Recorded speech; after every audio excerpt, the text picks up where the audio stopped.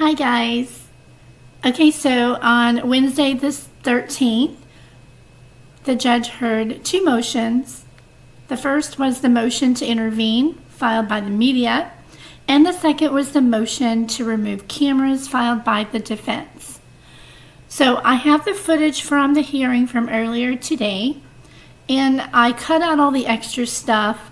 We're just going to go over all the main points from each side, and then I'll just kind of add my thoughts as well. We are waiting now for a ruling on both motions from the judge.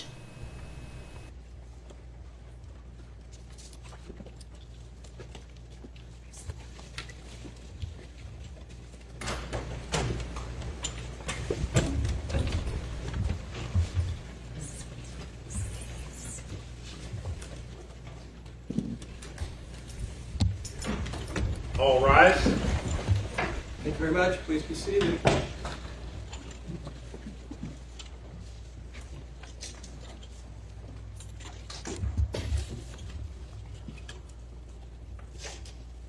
All right, well, good afternoon. Welcome back, everybody. And I think what we need to do is first address the motion to intervene. So, Ms. Olson, is that for you? It is, Your Honor. Thank you. Your Honor, as with the motion that proposed interveners filed before the court, we seek to intervene for the limited purpose of opposing the defendant's motion to remove cameras from the courtroom. It's our position that the proposed interveners are the ones who are most affected by that particular motion.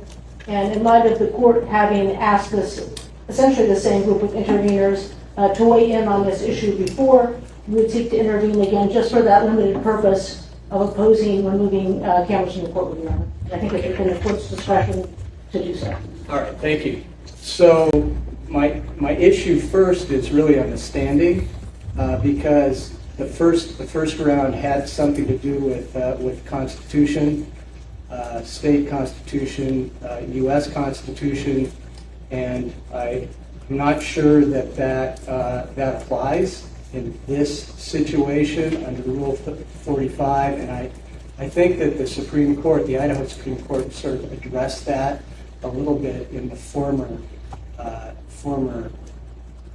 motion for mandamus. So, do you want to address that, the standing issue first?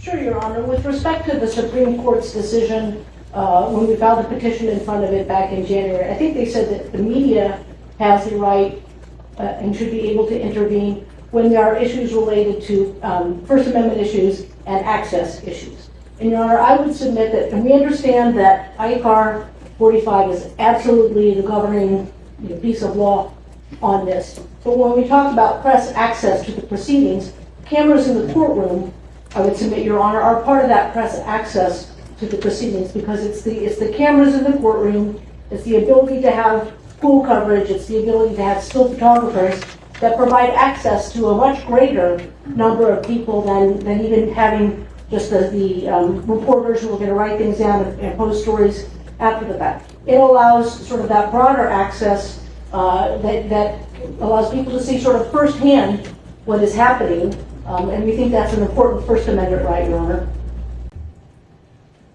Let me, because I was looking back at this decision that the Idaho Supreme Court made, and it does say that petitioners, meaning you in that case, or your clients, I should say, are correct that Idaho's rules of criminal procedure do not provide a specific mechanism for third parties to intervene in a criminal case. Likewise, the federal rules of criminal procedure do not provide for a motion to intervene in a criminal case brought by the United States. Of course, we know that well.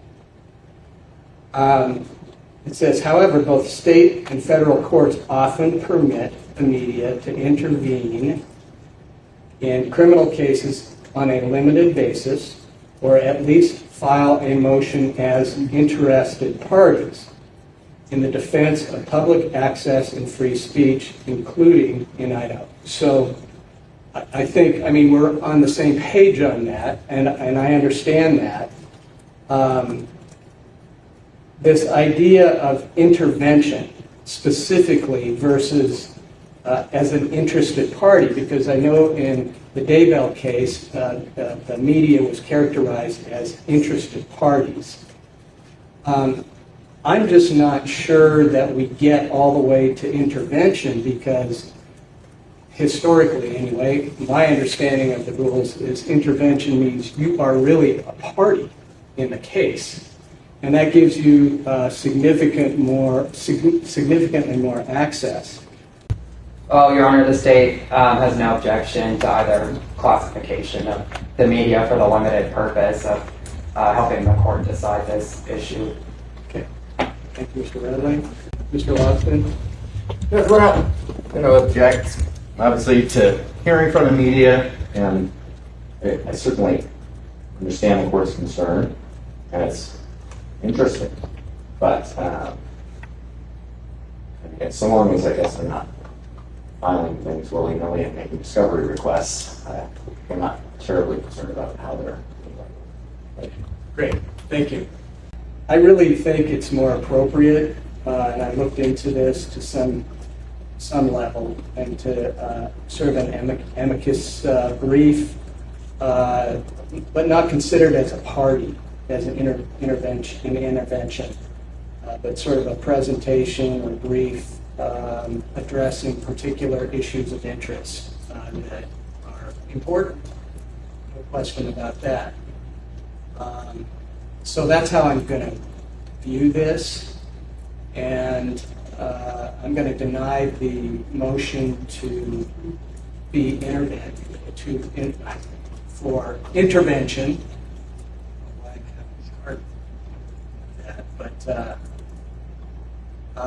But however, I will certainly consider the arguments, consider the briefs, and I will consider that while balancing the concerns of both the state and the defendant, too.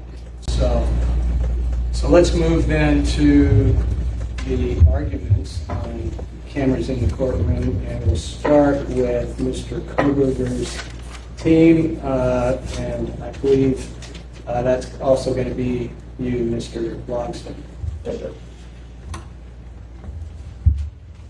Sure, I don't tend to take a lot of time. We've briefed this. Moreover, we somewhat argued it a few months back.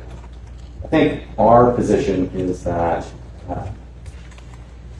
the court, I think, understands our concerns about turning this into a spectacle, the way that that may prejudice the public against our client, the way in which that dehumanizes people, constitution, and turn this into more of a TV show drama than a court proceeding, which is what it is. And I think everyone understands that. Our concern is that since that time, it doesn't seem like much has changed. The media's argument, as far as I can understand it, is that the cameramen that are here are doing their jobs well. There are editors for various organizations or people on social media that take those images and then do things with them that we may not like. And that if the court removes the cameras, presumably those people will just use older images, and we want to perfect things all very far. Our position is that removal of the cameras does two things. One, it stops new images, and I don't think we can underestimate the power of novelty when it comes to what the public is interested in. Use of old pictures becomes so hung. There's a reason why we live in a world of memes where people are constantly trading around pictures. They quickly get old. There's a new one, it seems like every day there's hundreds of brand new images. So the concept of removing this sort of almost sideshow from what's being put out there, we think would be an important way to kind of take away the sensationalization of this case and just kind of reduce it to hopefully the words on the page. And if they're using old photos, etc., we can't stop them. We just don't see that as being as big an issue as a constant stream of new images that are being manipulated, etc., to make viral content, what have you. Our secondary point is just that we don't like where the camera is currently sitting because it looks like where I'm sitting and my laptop. I got one of these fun screens so that if you look at it from the side, you can't quite see what I'm doing anymore. But it's a distraction for us because we feel like essentially there's a camera right over our shoulder, and we certainly understand they're not zooming in on what we're doing. But I think we've already seen that once they make these images and they pass them around, I mean, they're all make cameras, and somebody else could presumably do that. And so that causes us quite a bit of concern as well. So if the court decides that removal of the camera isn't necessary, we do have, I think, a bigger concern of just making sure that they're set someplace where we don't have images that are really just what we're working on during the case. And I don't really have much else to report, unless the court has questions for me. I have one comment or question, because in one of your briefs, I know I've had two sequences of briefs because we had this earlier, but this was a newer one where you were saying, well, this is a quote, were it only the kind of cameras used to show the workings on the House floor on C-SPAN. I may be showing my age. They may have better cameras now, but when I was I'm sure younger, it was just this camera like way over there. Yeah, well, that's the point. I mean, I made me think about that. Is just plant a camera up there. If everybody can just see what's happening from the back of the courtroom, maybe that can satisfy everybody just partly. That was kind of my idea, Judge. That was my suggestion. I feel like somebody's going to throw a tomato at me, but that, I thought, might be a way to kind of give a little and just kind of protect what we're trying to protect. I've never seen anything very sensational on C-SPAN. And that's literally what I was thinking. Yeah, that's although Newt Gingrich got pretty close. Yeah, there you go. Okay, well, thank you. Thank you, Judge. Okay, are we going to Mr. Rudley now? Ms. Olson gets at the end of that, and then I'll go back to the parties. Go ahead. Thank you, Your Honor. As we previously discussed, the decision of whether to allow cameras in the courtroom is discretionary for the court. The state outlined our concerns with allowing cameras in our responsive brief and in our June 6th briefing. Primarily, those concerns are preserving the right to a fair and impartial trial for all the parties, protecting sensitive witnesses who will testify at hearings and trial in this case, and safeguarding evidence, which is the graphic nature. We agree that the media plays an important role in the court process, and we appreciate in their briefing the measures that they identify to address some of our concerns for protecting vulnerable witnesses or evidence which is of a graphic nature that they've done in previous cases. However, our contention is that the safest way and best way to address all of these concerns is to prohibit cameras in the courtroom, or in the alternative, prohibit cameras when sensitive or vulnerable witnesses are testifying or there's evidence being viewed that's of a graphic nature. And I'll stand for questions. Okay, thank you. Okay, Ms. Olson. Thank you, Your Honor. And I think, legally, we're where we were 3 months ago with respect to what the rule the court has to consider in terms of whether to continue to allow cameras in the courtroom, and that's Idaho Court Administrative Rule 45. And I think, Your Honor, when you read through that rule, it really addresses the concerns that the parties have raised to this court about what the court's discretion is, about what it can, how it can direct cameras, where they're to be in the courtroom, all of those things, that it can restrict camera coverage when there is a particularly sensitive witness. And I think, Your Honor, what you saw in the declarations that we submitted, the declaration of Rebecca Boone and the declaration of Grace Long, is that these are journalists who are experienced in covering court cases, and in covering court cases where there are cameras, both video cameras and still cameras, and following the court's admonitions about what can be covered and what can't be covered. And I think, particularly, Your Honor, with respect to Ms. Boone's declaration, and Ms. Boone, who is a graduate of the University of Idaho's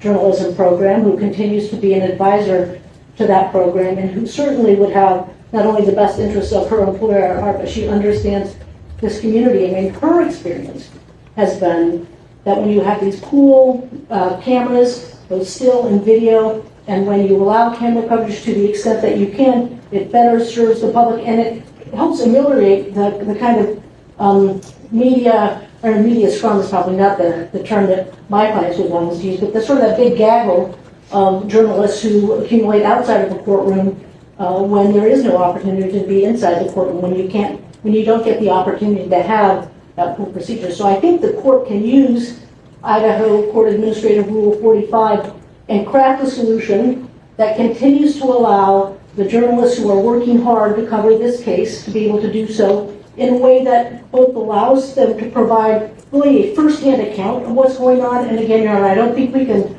underestimate the importance of that first-hand video account as well, because we're just in this day and age where people are used to seeing things firsthand. There's cameras everywhere. To be able to really have great confidence in the proceedings, I think it is important for the court to allow some sort of in-courtroom camera coverage of the proceedings. People are going to need to be able to see firsthand for themselves how the evidence is presented, how they want to see the rulings in courtrooms. They can learn a lot from that in a way that they can't learn from people who then are in the courtroom and they go set up outside and they talk about what happened. And so I think that's a good reason to continue the policy that the court has had. And then I think, Your Honor, with all due respect to Mr. Lawson, I just don't think there are the violations of the things that the court said at the outset of the June 27th hearing. Now, I was not here. I read about it in the attachment that Mr. Lawson made to his initial, or the reference Mr. Lawson made to his initial pleading in this round. And my reading of that, Your Honor, it's actually in a Fox News story, is that the court said, and of course the court said it, so I'm sure the court's memory of it is the best, but that the court made a comment that the court should, or some kind of a hard time. Back up. That's one of the things I said. Yeah. Okay. It was just focusing Right. too much in particular areas, and so I was just cautioning the media to step back, and they have pushed the envelope. Yeah. I'll tell you that. Okay. Well, Your Honor, I think that what the media heard on that occasion, as reported by Fox News, was that the cameras needed to show a wide shot of the courtroom and not focus strictly on Mr. Koberger. And I think that phrase, focus strictly on Mr. Koberger, has clearly been interpreted to mean you can still take pictures of Mr. Koberger, but he's not the only one you should be taking pictures of. And there's certainly a limitation in print media or the online stories. I mean, you don't always have video. So what I've seen, and I think that the examples we provided to the court, where there were pictures of lots of different participants in the courtroom, and they're trying to show everybody. And if the direction from the court is instead, look, there can be no single pictures of Mr. Koberger, the challenge is, and I think even Rule 45 says this, there are some limits on how much the court can tell the editors, and I think because they're not here in the courtroom, and some of those people may still choose to crop out just a little bit of that picture. And Your Honor, I don't think that runs afoul of what the court has in mind. I think that what you've seen is an attempt by the journalists who are here in court to show a wider shot. And then as we wrote in our brief, from that courtroom angle there, I mean, it's I think I said it's not a football field. It's hard to get sort of the full perspective where the camera is sitting right there. If there's a way to station the camera at the very back of the courtroom, maybe, but those are also the things, and you saw this in Ms. Wong's declaration, The court TV people have a lot of experience working with courts and trying to find the best way to both serve the purpose of having cameras in the courtroom and being able to present to the public the proceedings as they occur, and also not be intrusive, not cause noise, not run afoul of the court's admonition to focus in on any particular individual. So they are more than willing to work with the court to do that. They just ask to be continued to be in the courtroom, because I think when we look at the full media coverage, they haven't run afoul of that admonition. There are certainly still individual pictures of Mr. Coburger, but that will continue to happen regardless, Your Honor. Well, sure. I mean, in some ways, it kind of misses the point, because it's the sensationalist sort of spectacle that is concerning. And from one of your, the declaration from TV or Court TV. Court TV. I looked through all the cases that they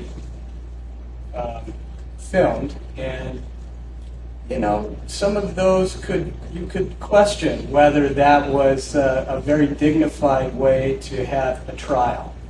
And the classic is O.J. Simpson. So they're saying, oh, this is great. This is great work we did, filming this. But if anybody watched any part of that case, it was a circus. So that is one of the concerns. In this particular case, we have a lot of interest, and we have a lot of people that you can't control, that your clients can't control, and they are putting out stuff that is harmful. It's harmful for the case, for this case, for the process to have a dignified trial. That's my worry, and that's my job. So when I have been talking to the media, just kind of, can you back off a little bit? Because I've been very accommodating. And I just start feeling like, can I really trust them to do the right thing?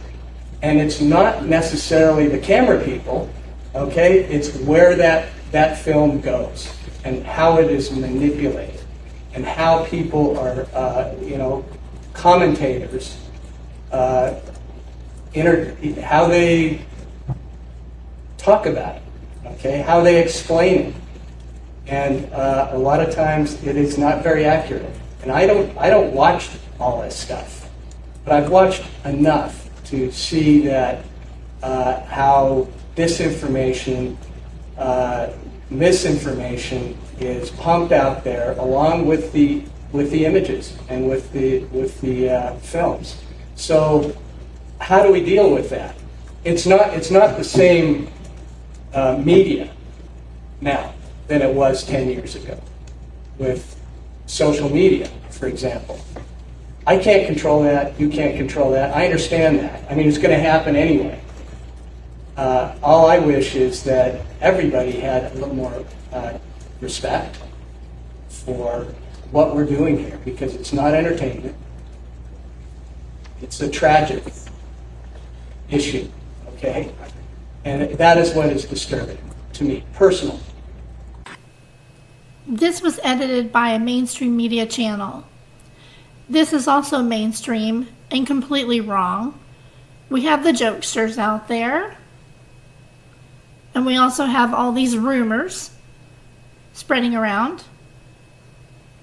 We have outright lies like this. Irresponsible YouTube channels who are just jumping the shark. And main media who are spinning stories. We also have free speech, you guys. The jokesters are needed.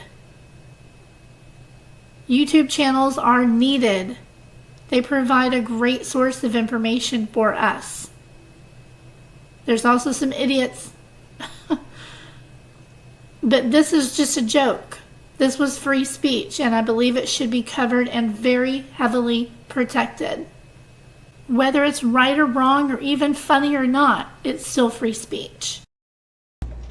Your Honor, if I may, I understand all of that completely. I have been in Mr. Thompson's shoes in a very disturbing, heinous murder case with a lot of the pressures that go with that, and dealing with victims and victims' families, and that is a very challenging position to be in. You're going to have the same content, Your Honor. The way to battle misinformation is to provide the accurate information, and the accurate information is what happens inside this courtroom with the cameras positioned in a place that provides the best, most overall perspective of the courtroom, and with if there are sensitive witnesses, then the court can give direction and the media will follow that you don't get to film those witnesses. The rule provides you don't get to film the jurors. There are all sorts of sensitivities built into ICAR 45, and the media would ask the court to use those tools rather than saying, no, are not going to allow cameras in the courtroom, we're not going to allow video in the courtroom, because then you just don't get that accurate picture that they can portray out there.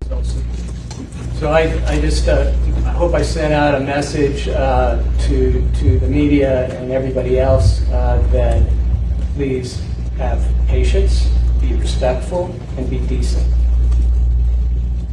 That's what I want. So, thank you. Thank you, Your Honor. Obviously, nobody's talking about throwing the media out of the courtroom or making the case so dark. I wouldn't want that. After all, I think the public definitely plays a very big role in making sure that we all do our jobs right. We're just talking about the images that are coming out of this. Sounds like the court, here's where we're coming from. I don't think I have a whole lot more to add to that. Thanks, Jeff. Thank you. Mr. Redley? Nothing further, Your Honor. Okay.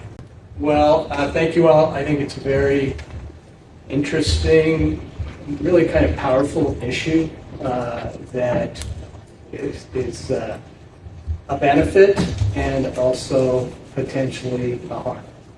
And that there's a lot of balancing that will go into this consideration.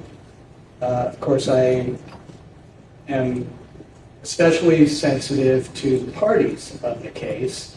I saw Mr. Thompson kind of smile a little bit about, there were in a lot of these cases where they were sensationalized and heavily filmed and talked about. The defendants were acquitted, and so therefore that proves that they got a fair trial. Well, we want trials to be balanced for both sides, and I don't know if I was reading your mind a little bit about that, Mr. Thompson, but it can tilt. It can tilt a case one way or the other if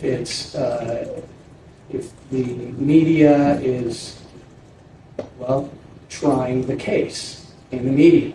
And we don't want that, because that's not based on evidence. That's not based on the rules of the court. And it can get out of control. And I think some of those cases that were cited in the declaration, court TV, personnel, are kind of seeing it one way. And they have a certain job to do. I understand that, but some of those cases, in my opinion, kind of spun out of control, and that based on the media and how heavily it was covered. So that's my worry. I'm going to figure it out and try to do the right thing for both the public and the parties and the rule of law. So with that, we're adjourned. Thank you all.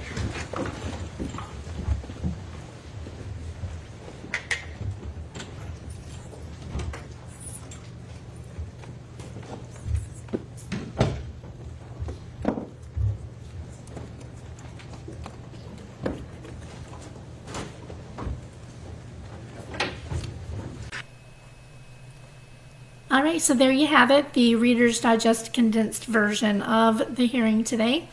As soon as a decision from the court comes down, I'll let you know. I know a lot of us are going to be constantly refreshing that case file page over and over and over until it shows up. I know I will be. I really hope the judge makes the right decision here. I hope that there's cameras. I just hope that people will behave better, as he said. And we'll just see what happens. Let me know what you think of the hearing today. Thank you very much for watching this video. I will see you later. Have a good day or have a good evening.